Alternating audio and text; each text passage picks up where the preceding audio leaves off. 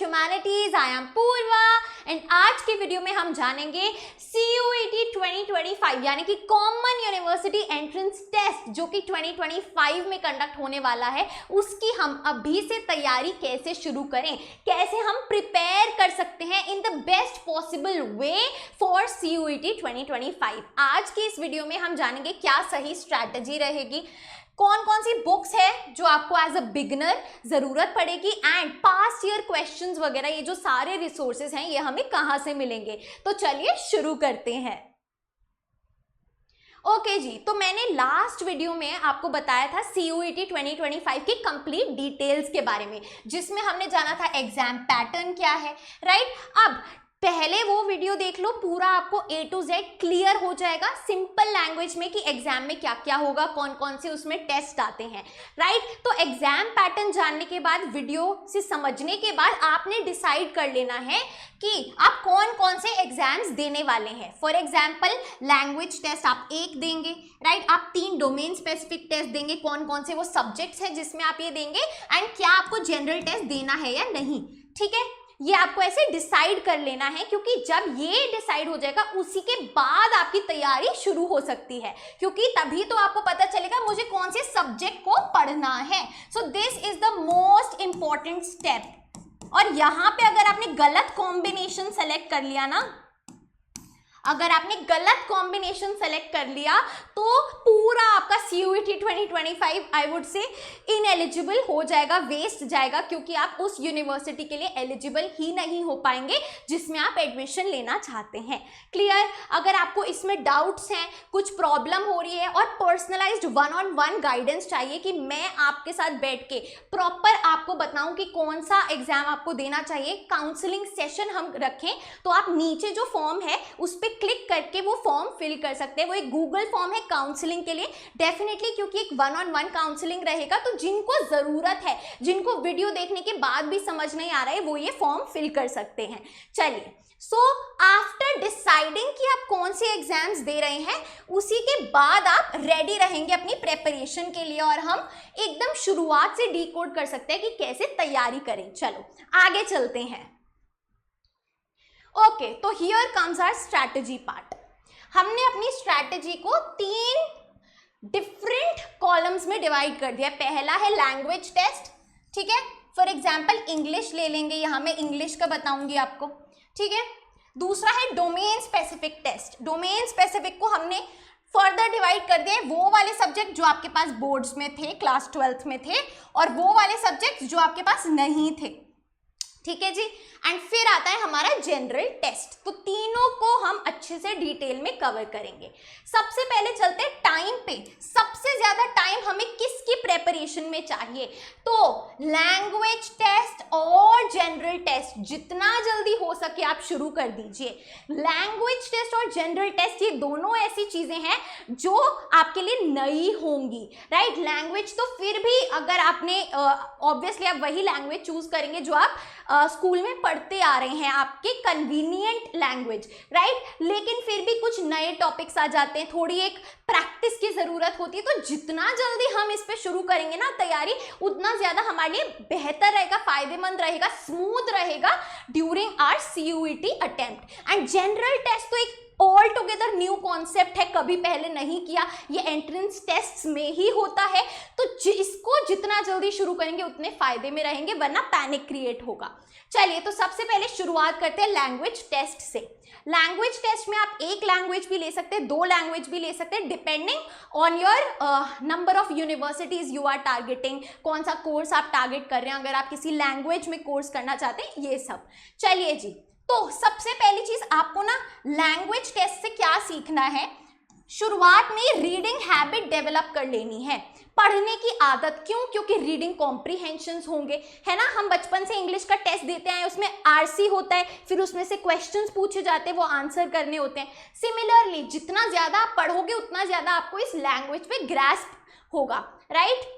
So reading habit develop करेंगे, वो कैसे होगी? जब हम कुछ रेगुलरली पढ़ेंगे। हम अपनी एनसीईआरटीज तो पढ़ ही रहे हैं, क्लास 12th में है, लेकिन उससे हटके मे बी हम न्यूज़पेपर पढ़ना शुरू कर सकते हैं, इंग्लिश मूवीज देखना शुरू कर सकते हैं। उससे ना हमारी अनइंटेंशनली ग्रामर भी ठीक होती जाती है। अच्छा, इंग्लिश में ऐसे इसको सही, इसकी ये प्रोनाउंसिएशन है, राइट, इसको इस टेंस को ऐसे यूज किया जाता है। धीरे धीरे, क्योंकि यार लैंग्वेज को ना हम एग्जाम से 1 महीना पहले ज्यादा शार्पन नहीं कर सकते, वो विद टाइम ही इंप्रूव होती है। ठीक है, तो रीडिंग हैबिट हमें डेवलप करनी है। वो कैसे होगा? जब हम ज्यादा से ज्यादा बुक्स पढ़ेंगे, ज्यादा से ज्यादा एक्सपोजर होगा इस लैंग्वेज का हम पे, right. And the main thing is vocabulary. Vocabulary यानी कि new words, right, word meanings, जो न्यू वर्ड्स का होता है वो आपको पता हो। एंड ये कैसे डेवलप होगी? जितना ज्यादा एक्सपोजर होगा इस भाषा का, जितना ज्यादा हम इंग्लिश को यूज करेंगे, सुनेंगे, पढ़ेंगे, उससे ये हमें पता चलेगा, राइट। एंड बहुत ज्यादा इंपॉर्टेंट ये होती है। अच्छा जी, सिर्फ वोकैब्युलरी नहीं है, सिर्फ ग्रामर नहीं है, बहुत सारे पहलू हैं हमारे इंग्लिश लैंग्वेज टेस्ट के। जो पूरा एसएससी एग्जाम का सिलेबस होता है ना, वो सब, जैसे antonyms, synonyms, reading passages, vocabulary, grammar, tenses, सब कुछ इसमें आ जाता है, राइट। तो भाई इसमें ना आपको प्रैक्टिस की सबसे ज्यादा जरूरत होगी कि एमसीक्यूज को हम कैसे सॉल्व करें, राइट। तो सबसे पहली चीज जो आपको करनी है वो है आपको पास्ट ईयर क्वेश्चन देखना है। ठीक है, पास्ट ईयर क्वेश्चन देखना है अपना CUET 2024 और CUET 2023 के इंग्लिश लैंग्वेज टेस्ट का। ठीक है, जब आप वो देखेंगे आपको समझ में आएगा अच्छा किस टाइप के क्वेश्चंस पूछे गए हैं। देखो, जितना मेरा एनालिसिस है, इंग्लिश लैंग्वेज टेस्ट हर साल कुछ और ही आ जाता है। हम ऐसे प्रिडिक्ट नहीं कर सकते कि इतने क्वेश्चंस वोकैब्युलरी के हैं, इतना रीडिंग कॉम्प्रिहेंशन आएगा।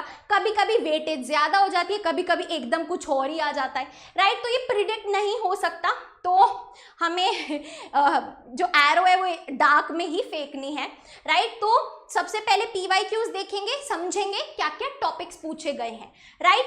फिर एसएससी की कोई भी बुक आप ले सकते हैं, सिंपली सर्च करेंगे, बुक्स की अभी मैं और डिटेल में बात करूंगी, Amazon पे सर्च करेंगे तो आ जाएगी, क्योंकि उसमें सारा सिलेबस कॉन्सेप्ट्स कवर्ड होते हैं और फिर प्रैक्टिस भी होती है।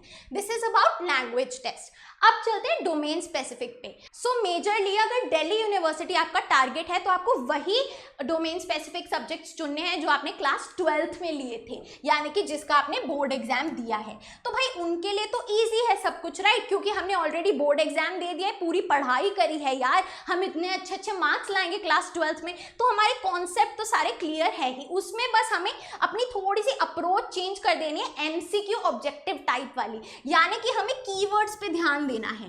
कीवर्ड्स यानी कि यार जिन पे MCQ बन सकता है, जिन पे MCQ बनने की संभावना ज्यादा है। जैसे कि ईयर पूछ लिया कि भाई ये जो इवेंट है कौन से साल में हुआ, राइट, या किसी फेमस पर्सनैलिटी ने कोई कोट बोला है तो ये किसने बोला है, राइट, या फिर ये जो लीडर है ये कौन सी पार्टी से थे, राइट, समझे, ऐसे करके, जिसमें आपके वर्ड मीनिंग्स आ जाते हैं, मैच द फॉलोइंग आ जाता है ना, आपका ईयर आ जाता है, इवेंट आ जाता है, पर्सनालिटी से रिलेटेड क्वेश्चंस आ जाते हैं। ये सब मैं कैसे बता रही हूँ, खुद से जी नहीं, पास्ट ईयर क्वेश्चंस देख के।